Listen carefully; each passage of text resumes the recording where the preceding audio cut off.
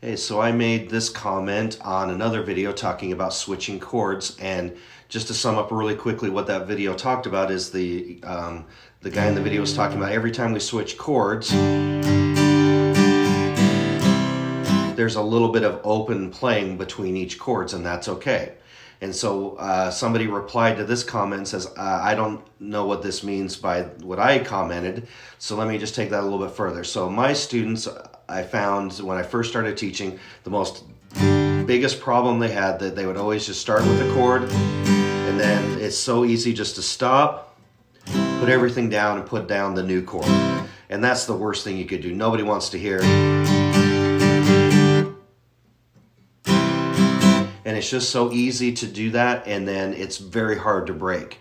So I encourage my students from like day one, literally, of changing the chords and working on with chords, is to have some sound is better than others. Now what I mean by that is if we're doing a G to C like I've been doing, we start on our G, do our strums. What I should do when I switch to the C if I need to, okay, so I started with just one finger. So instead of stopping the strumming, I obviously kept going. And so that's what I mean by that some sound. This is way better. It's not it's not a pretty full C chord, but it's still way better than starting and stopping, because I cannot tell you how many people I've ran into that do that. They don't know how to break it. They get that habit from the very beginning. So I teach them from the very beginning. Keep strumming.